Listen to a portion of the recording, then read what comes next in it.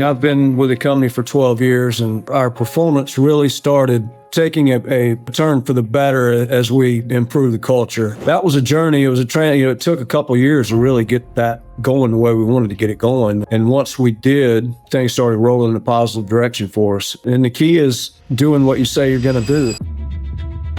If you make one bad hiring decision and you don't recognize it quickly enough and correct it quickly enough, one person can bring 10 down quickly. You got to stay close to it.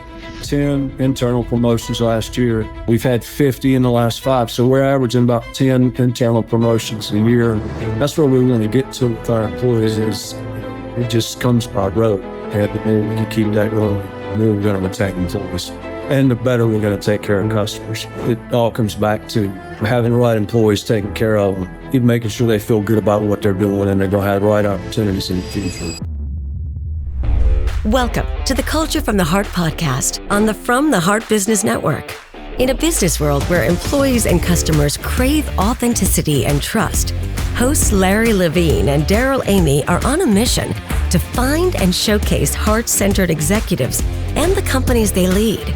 You are about to hear an inspiring conversation with a visionary leader that's bringing heart into the workplace, empowering employees, serving their clients, and uplifting communities, all to create true success. This is Culture from the Heart. The movement starts here. Let's begin.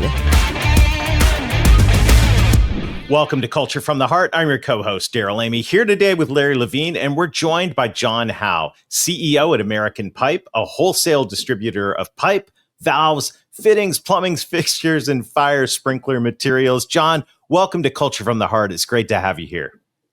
Hey, I'm honored to be here. Thanks for having me. We're in for a treat, Darrell. John Howe's a great guy. Absolutely. And as we get started, John, you know the question that every guest on the Culture from the Heart podcast answers, and that is, what does Culture from the Heart mean to you? Culture is everything. I've been with the company for 12 years, and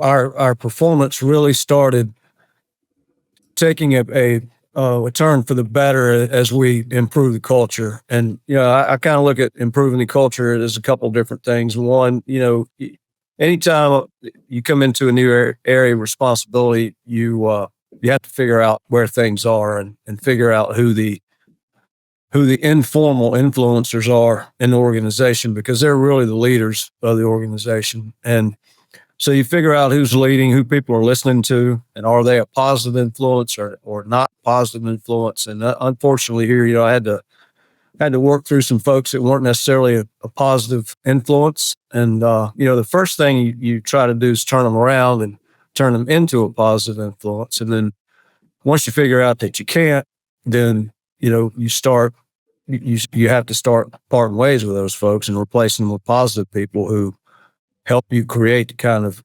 atmosphere and culture that you want to create. And so that was a journey. It was a training. It took a couple of years to really get that going the way we wanted to get it going. And once we did, things started rolling in a positive direction for us. And so it all starts and ends with culture and keeping your eye on it. Having a feel for the nuance of how things are feeling within the organization, having enough people out there that can help you when, you say, hey, how are we doing? How are we doing as far as how we're treating our folks? Is there anything that's concerning people right now? Being able to have those break room conversations, multiple people doing that. And the young, new leaders that you're developing, making sure they're tuned into that as well is very important. Hey, I like this, John. And as you start looking back at your rise through, the various positions you've had, and now as CEO of American Pipe, where'd you learn all of this as it relates to how you view culture? Who are some of your influences along the way? Well, it's funny, I started in the auto parts business in Charlotte in 1986, and there really wasn't a high demand for political science majors with low GPAs in 1986. So I started to work in an auto parts warehouse, and I really learned from there. And I got my first promotion there, into a managerial role. And back then we didn't have local HR. There was one HR person in the company, or a couple in the team, that were in Houston, Texas, and it was Big A Auto Parts. That at the time we were second largest distributor behind Napa. CarQuest was third. That company's not in business anymore. But so you had to learn HR, and you had to learn what you can and what you can't do, and how, what the legalities of managing people were. We had to learn by doing. So, I picked up a lot back then. I had a mentor in that organization who helped me learn the ropes, and I learned a lot of good and a lot of bad from that person, what to do and what not to do. But my first mentor did have a skill set around that, and so I learned a lot back then. And then the auto parts business for 13 years in Charlotte, Norfolk, and Atlanta, and then 13 years in office products with Corporate Express and Staples in California, and then mostly the East Coast. And that was completely different because Staples, Corporate Express did have pretty thorough HR organizations, and you had a lot more support. And but learning the ropes, and it really comes back down to the golden rule. When you're thinking about how you want to treat your employees and what kind of chemistry and atmosphere you want to have, but that's where I picked up most of my knowledge and experience before coming here. Yeah, you mentioned earlier thinking about internal influencers, those informal people that influence the culture, and you went into the organization, you had to figure out who those people are. Took a while. I'm curious, how did you figure out who the informal influencers are, and why did you feel that was so important?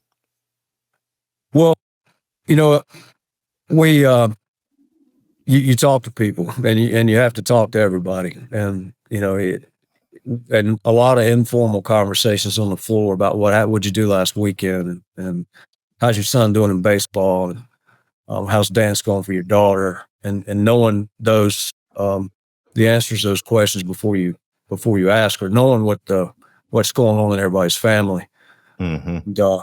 And then having the break room conversations, and the smoking area conversations, where people they'll tell you just about anything, and those people they make themselves known either in a good or in a bad way. Hey, you know what I think? What I think about, Darrell, is for some reason I'm sitting here listening to all this, and it's paying attention. You got to pay attention to the clues, and you really got to hone in on what people are saying, not saying, and their body language when you're actually walking the floor. Oh, that's so true. That's so true. 100%. Well, we're having a great conversation. Yeah, thank you, John. We're having a great conversation with John Howe, CEO of American Pipe. We're going to take a brief break to hear from our sponsors. When we come back, we'll talk about what this culture looks like inside his company. At Culture from the Heart, we believe that leadership starts with putting people first. That's why we've partnered with Learn It, a trusted name in live learning for over 30 years, to bring you an exciting opportunity. 45 days of free, unlimited training for your team for groups of 5 or more. This isn't just another training program. It's a chance to build a learning culture where your people feel seen, supported, and empowered. Did you know that 94% of employees are more likely to stay with companies that invest in their development? With Learn It, you're doing more than offering training. You're showing your team they're at the heart of everything you do. Learn It's live, expert-led courses cover essential skills like communication, emotional intelligence, and collaboration. Tools that drive not just retention, but true growth and connection. Ready to take the next step? Visit learnit.com/culture to claim your 45 days of free training and start creating a culture where your people and your business can thrive. That's learnit.com/culture. Start leading with purpose and empowering your team today.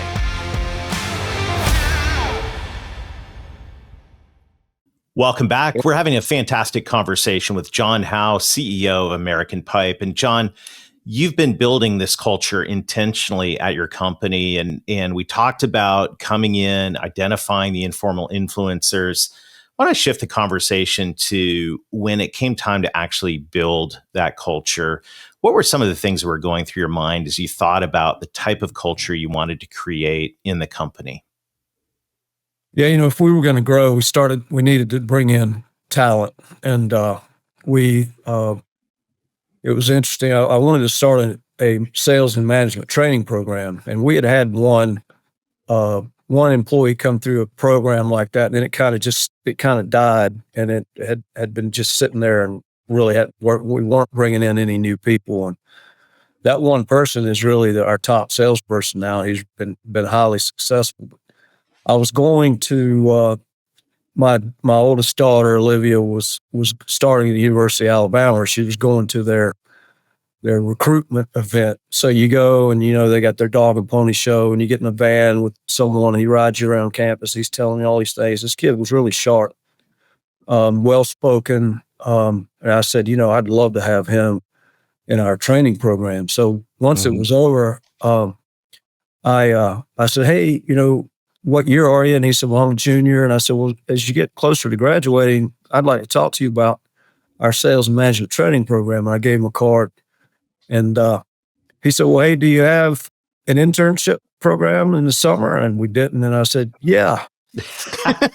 yes, we do. So we put one together and we brought him in, and he did a great job as the first intern. And the idea was that we bring him in as an intern, make them an offer so they go through their senior year. They already know where they're going to be, kind of get them locked down. So he did a great job. We made him the offer. I thought it was a great offer. He didn't tell me accept immediately. And then, a few weeks passed and I checked back in with him and he said, he would like to think about it a little bit more. I said, sure, that's fine. And then we ended up not getting him. He went to work in oil and gas and went to the UAE, and I think he's still over there and doing well. And but it started the process. And the next person that we hired through the process, we went through the internship program, and he's a highly successful salesperson now. The second one, we brought straight in.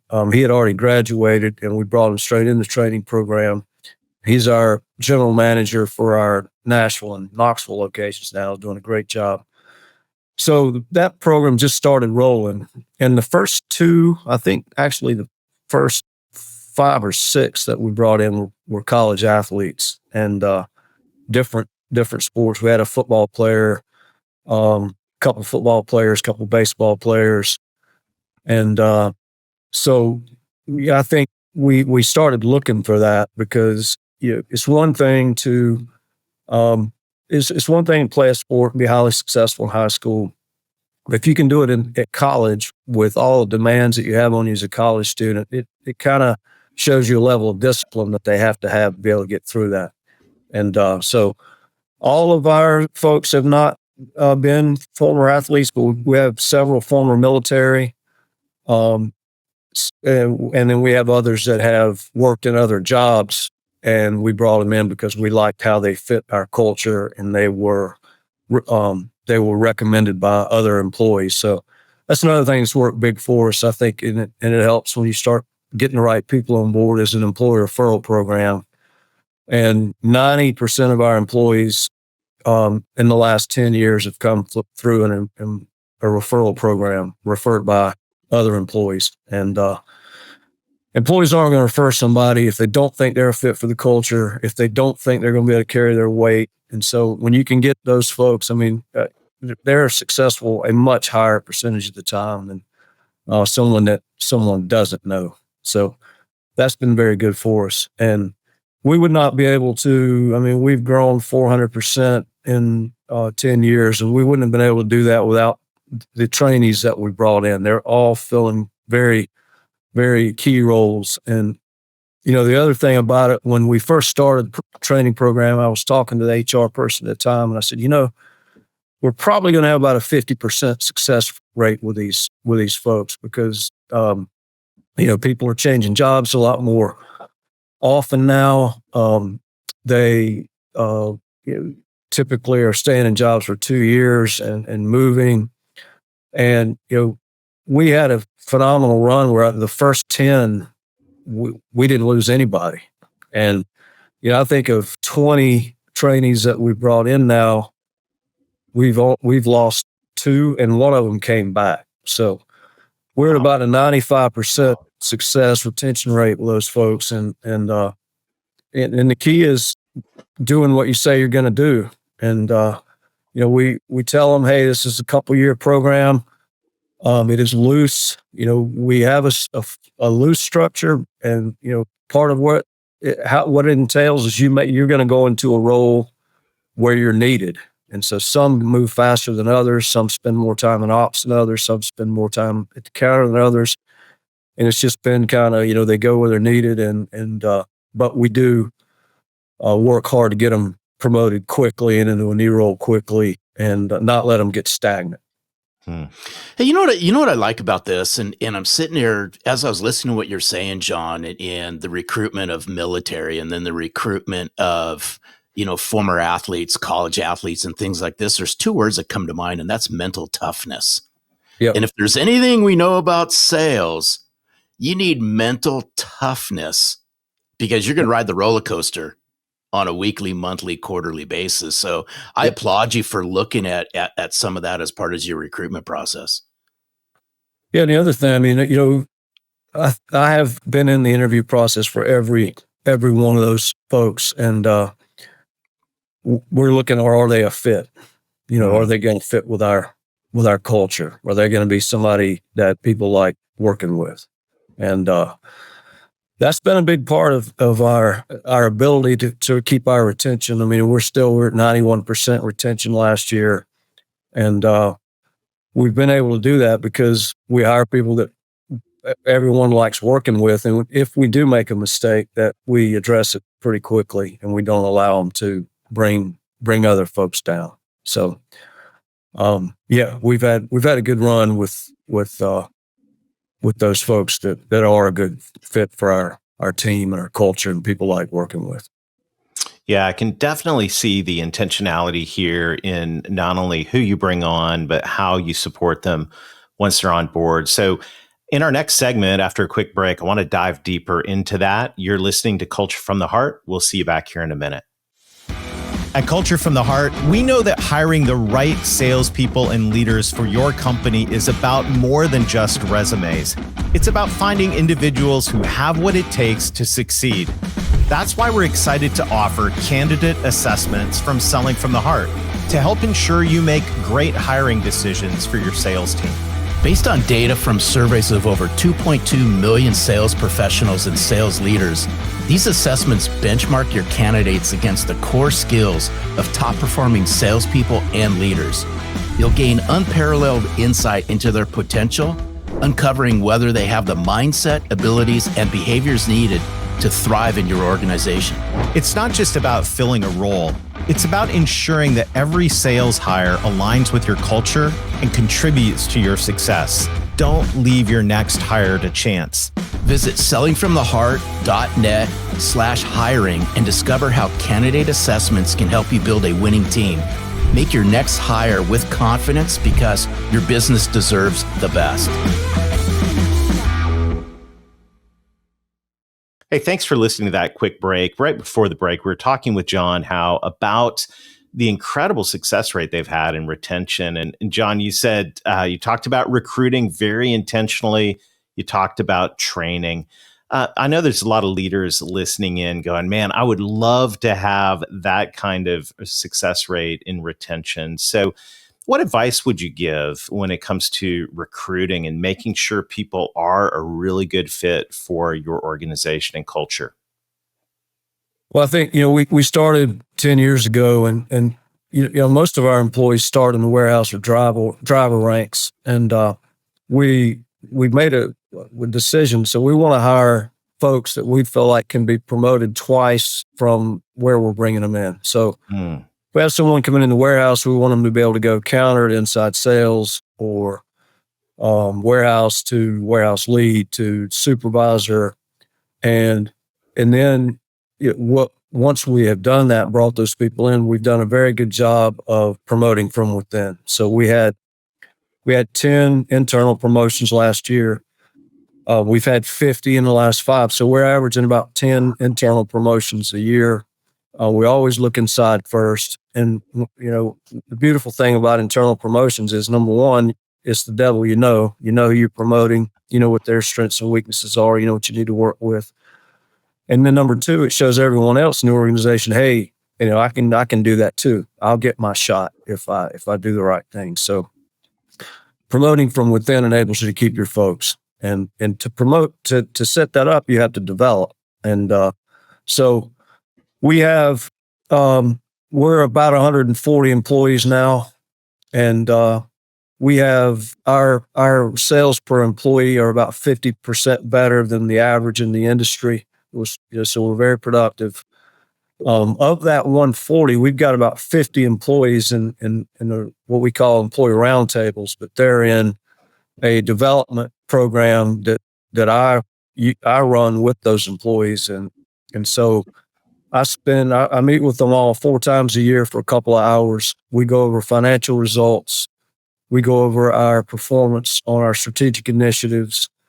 We go over anything new coming in the company, new branches, how we're doing in regards to our key performance metrics. And then I'll have a reading assignment. And their last reading assignment was Selling from the Heart. And we know who wrote that. And so, Monty Mann, our VP of sales, who I've known for 25 years, a great guy. Monty gave me a copy of Selling from the Heart. And we'd been looking for a book on sales to give to our high performers. By the way, our management team reads the book as well. So I love reading Selling from the Heart. It brought me back to so many things that we used to do in Staples in the office products business, where everybody in the world is a potential customer in that business. It's not in our business. So we have a finite universe of potential customers to go after, but all the tenets from that book rang true to me, and getting that for our sales folks who also said they got a lot from it was big.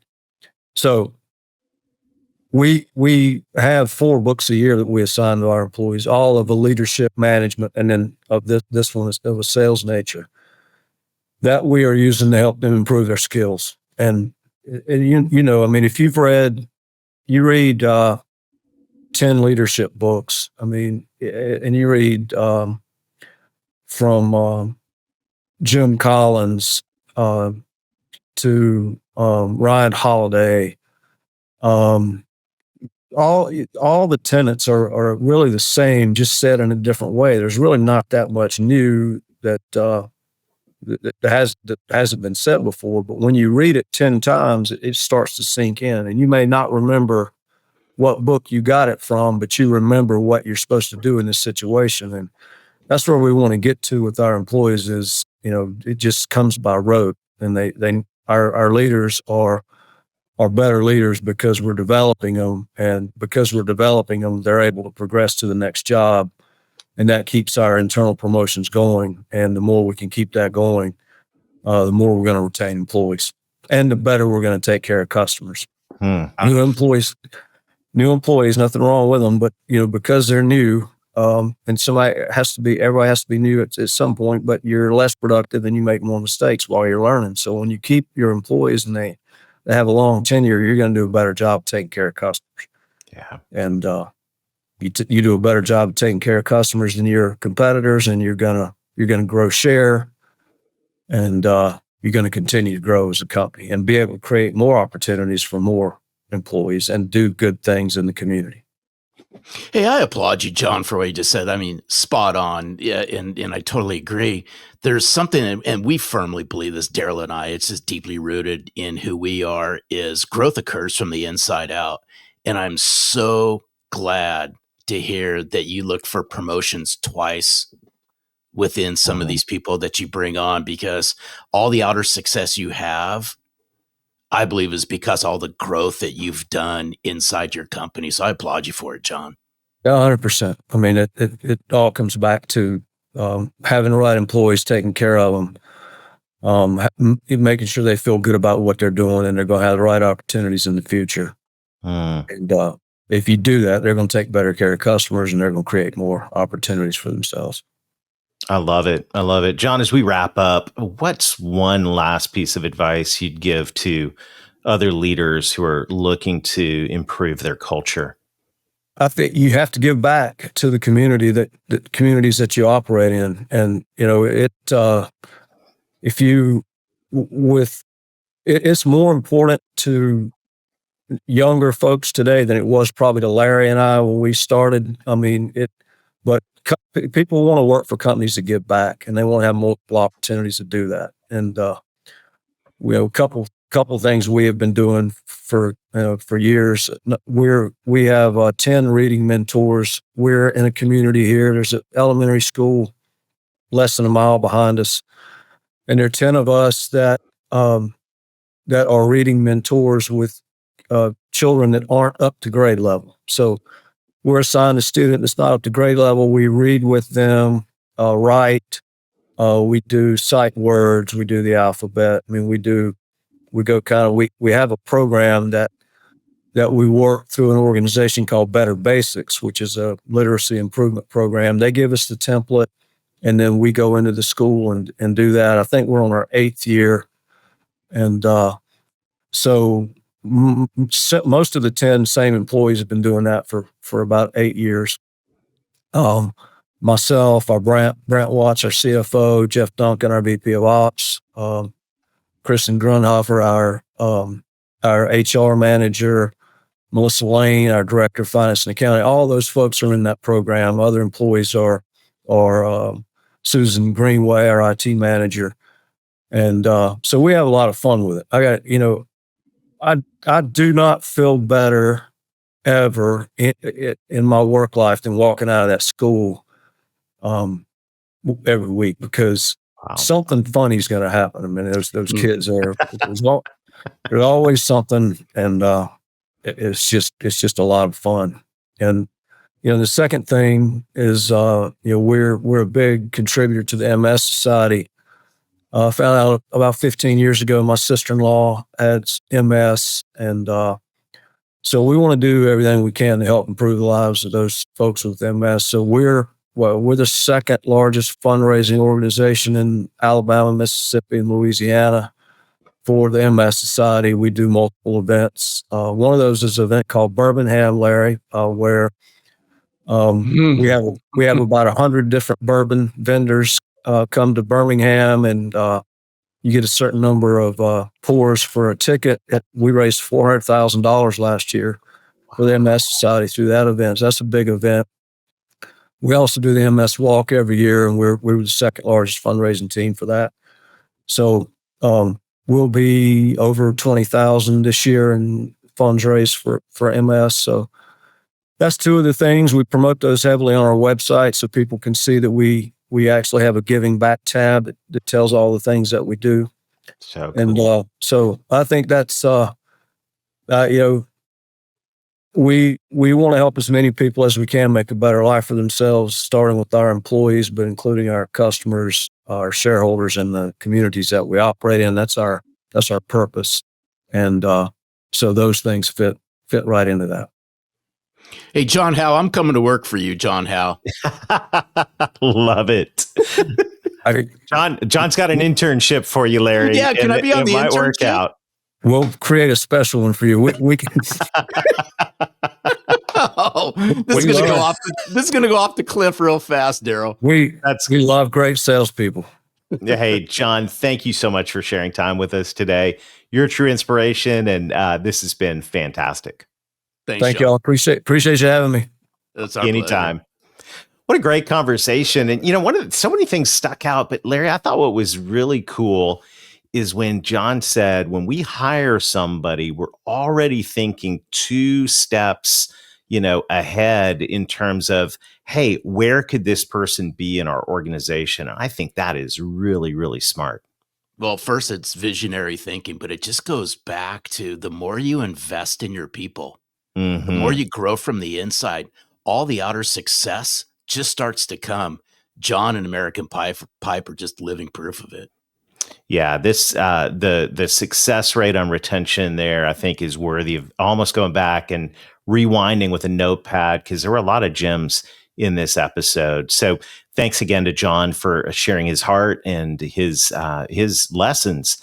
And that's exactly what's happening here on Culture from the Heart. We're on a mission to find the heart-centered CEOs of the best companies in the world. So if you know one, we'd love to meet them. And otherwise, I just want to say a huge thank you to everybody who's tuning in, those who are liking, and especially leaving reviews on this show on whichever podcast platform or YouTube that you tune in. That's helping us spread the word. And we're having a blast here finding the heart-centered companies and their leaders right here on Culture from the Heart. Yeah, and it's just our commitment. And if you can take just some of the little nuggets out of these discussions, implement them. It's just these small little ripples. They make a big difference inside your company. At Culture from the Heart, we believe that culture is the heartbeat of every organization. And as John Howe has reminded us today, it's worthwhile to invest in your people and promote from within. So thank you for joining us on this episode of Culture from the Heart. Until next time, lead with your heart and watch your culture thrive. Thank you for joining us on this journey to discover heart-centered leaders shaping extraordinary company cultures. To access a leader guide with notes from this week's episode, simply click the link in the show notes or visit us at www.culturefromtheheart.com. Do you know a CEO who's built a culture from the heart? We'd love to hear their story. Head over to www.culturefromtheheart.com and click the Nominate Your CEO button. Until next time, remember, great cultures start with the heart.